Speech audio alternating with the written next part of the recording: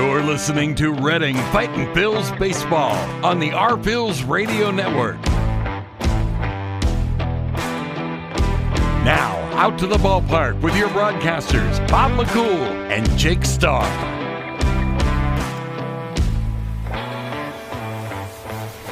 Good evening, everyone, and welcome to the pregame show. We are live from First Energy Stadium. We are just inside the gate at Tompkins Plaza as the Reading Fightin Phils get set to host Game 2 of a 6-game homestand against the New Hampshire Fisher Cats. Alongside my broadcast partner, Jake Starr, my name is Bob McCool, and we are joined on our pregame show presented by Mike's Sandwich Shop with the manager, Al Pedrique. And Skip, you've been in the game for a long time. I know it's been over 40 years. I'm going to stop saying that because people weren't going to believe me when I tell you you're only 48 and you've been in the game for 40-plus years. But yesterday was not a good day for the ball club. What, in your experience, do you do to digest a game like that or flush a game like that when it's all said and done? Bob, Jake, Hyde, and nice to see you guys again. Well, definitely, it's a tough. Any loss is tough. It doesn't matter if you do it by a lot of runs or 1 or 2 runs. But the one yesterday definitely was hard because we walked 11 batters. Obviously, we don't want to do that. So my job is to come in and let the guys know, hey, it's over with. Short memory in this game. You got to move on. Turn the page. Tomorrow will be a better day. We just have to make some adjustment. We just need to be more aggressive, attacking the strike zone. But a game like that, you want to make sure that when the guys leave the clubhouse, they leave on the positive note, not on the fact that it's over with. There's nothing we can change. Next day, we just have to come in and ready to go, ready to compete and fight. And you talked about the pitchers being more aggressive and attacking in the strike zone. You and Coach Bergerson, when you're working to find the identity of your pitchers, what's that identity you want to be? Is it more we want to find bats and get those quick ground ball outs? We want to attack the strike zone and try and put guys away with the strikeout? Is it a mix of both? Does it more depend on who the pitcher is? What's that approach that you and Coach Bergerson are taking? Our approach is to be aggressive, work early in the count. Once you establish your fastball early in the game, and then you can do a lot of things with your breaking stuff, whether it's a curveball, a slide, a changeup. But for me, the important thing is for this guy to convince themselves that they got good stuff. They can come in and throw the pitch with a conviction that you're going to get hitters out. Pitch to contact. Trust your defense behind you, and we're going to be fine. Gates are open as we are about 45 minutes away from first pitch here at First Energy Stadium. If you want to make it out, beautiful night for baseball, and tickets are still available. Again, we are live with the Mike's Sandwich Shop pregame show. Mike's Sandwich Shop here in the Stadium District, just down the road, before the game, after the game. Whatever time that game may start, they're there for you for lunch and for dinner. We're talking with Al Pedrique, the manager of the Reading Fightin Phils. And Skip, we were talking about this at the end of the last homestand in the series against Altoona.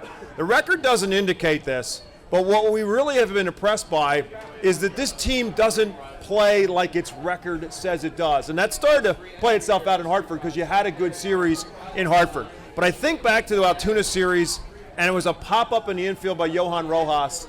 Catcher dropped it, and when it was done, he was on second base. Losing teams and teams with losing records, that guy's standing on first base. But Johan Rojas ran it out, and he was on second base. And that's what this team has done throughout. I know that's one of your rules, is play hard and hustle. But that's not always easy to do. But this team is still doing that. Yes, that's the one thing as an organization we teach these kids in spring training. No matter what the score is, no matter how your season is going, you still got to go out and play hard, run balls out, and do the little things to make the organization look good, yourself look good, and help the team win. Once we get over the hump, which we're going to do that because we have a good team. Right now we swing the ball well. The pitching's coming together slowly, but we're getting there. Defensively, I feel like we're taking care of the baseball on the consistent basis. We're making the routine play. So our big talk is with these guys on the daily basis. Run balls out, no matter what. You got to play the game hard. And Rojas, he deserves a lot of credit because you just mentioned it. Pop out to the catcher, he was standing up at second base. And yes, when you're losing a lot of games, or when you're struggling a little bit as a player, it's easy to sit back and feel sorry for yourself. And that's the one thing I'm very proud of with this team, about this team, is that they're not feeling sorry for themselves. We know that we have a long way to go. There's still a lot of work to do, but we're heading in the right direction. You talked about that pitching staff and how it feels like they're really starting to find the groove. And we talk about some of those starters. Tyler Phillips, McAble have both looked really good their last couple of times out. Tyler Phillips gets the ball tonight. A unique circumstance last couple of times. He had the 5 strong innings out of the bullpen, piggybacking Ranger Suarez. Had a quality start on the road at Hartford last week. Phillips specifically, guy who missed all last year of Tommy John surgery. What have you liked about him so far? Well, with Nelson, I mean, he's not here anymore, but I like the fact that he came in and threw strike. It was aggressive, gave us a chance to win the games he started. Now we're getting McGarry. I haven't seen him yet. I heard a lot of good things about this kid potential to pitch in the big league pretty soon. And we got Elbow.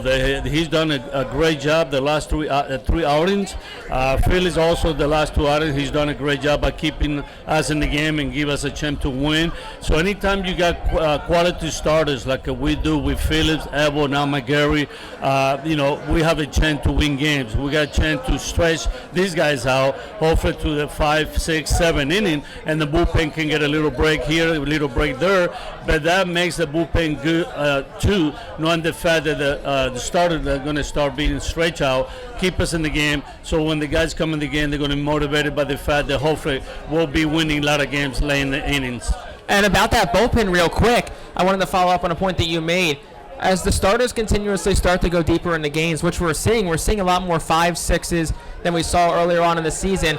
For the bullpen, does it allow you and Coach Bergerson to kind of start to figure out which guys are which roles so guys know, hey, my starter's going to go 6 innings tonight. He's got the 7th, the 8th, and the 9th. Does that make the job easier when guys are going deeper so you know which roles you can slot your relievers into? Well, it makes it easy at some point, but myself, I like to give everybody a chance in the bullpen to pitch in the leverage situation when the games are down, on the stretch, or the games are down the line, the close games. So they feel good about themselves as well, build their confidence, knowing the fact that they're part of the team and they're going to get an opportunity. They're going to get the ball when the game is down the line. And like I said, everybody will have a chance to contribute.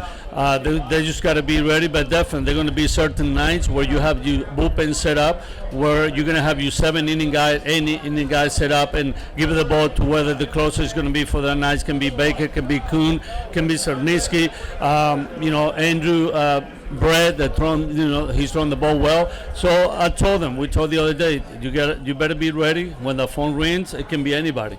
We're talking with the manager of the Reading Fightin Phils, Al Pedrique, and you're talking about slots for your pitchers. Let's talk a little bit about the slots for the guys on the batting side of things, and specifically Johan Rojas, who has been leading off every day, and all of a sudden in the Altoona series you made the change to go and put him in the 3 spot. And initially I'm thinking he's just trying to shuffle the deck and make something happen here, but whatever happened, it made it happen, because Johan Rojas in the 3-hole all of a sudden became the Johan Rojas I know you expect to see every day.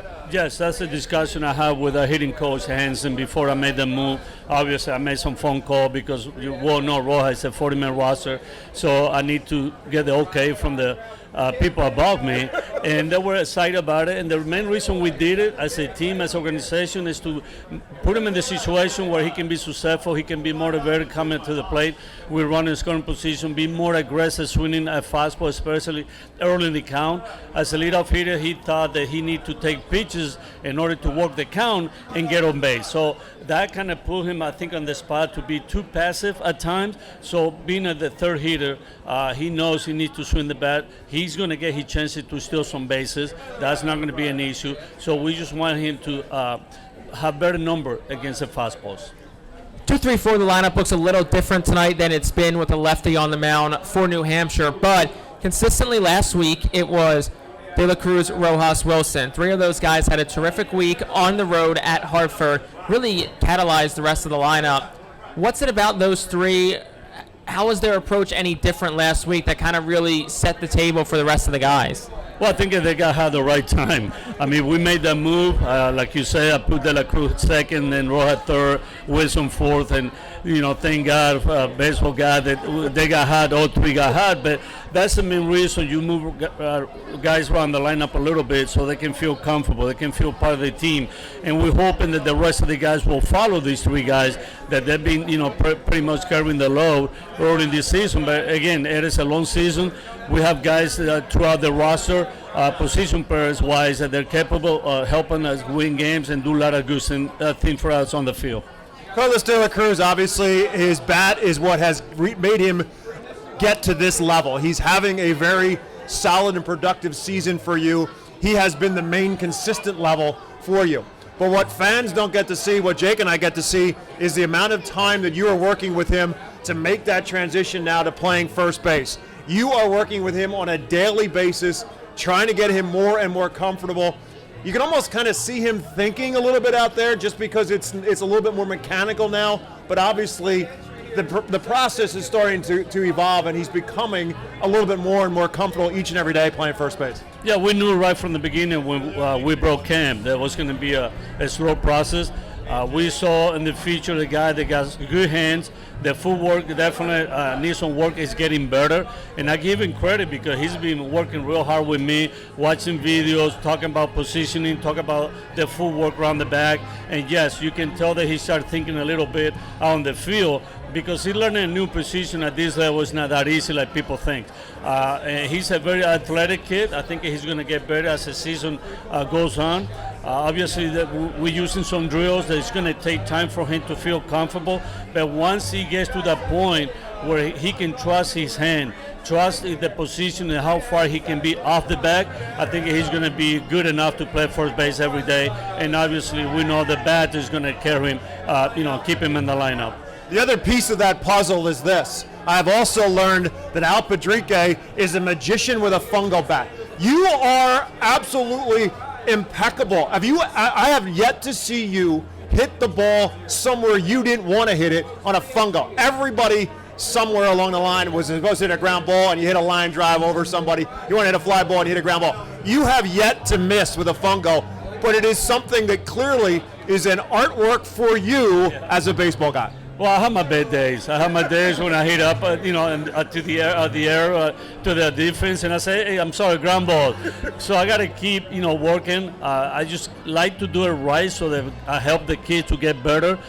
You don't want to hit ground balls that take 20 hops to get to them, or if you work on the backhand, you hit it too far to the backhand or the forehand, so forth. So you, as a coach, you want to be the best you can be to make their job a lot easier. And I tell you what, I give a lot of credit to this team. They work hard every day. Last one for me. You've had about a week now to work with Garrett Whitley and Drew Ellis, both newcomers to the squad. What can you say about what you've seen from them so far? Well, both guys have been a pleasant surprise. Ellis, we know he had played in the big league for a little bit. We see out of the Diamondbacks. He knows how to play the game. An older guy in the clubhouse that definitely is helping us with the young players. And he can play different positions around the infield.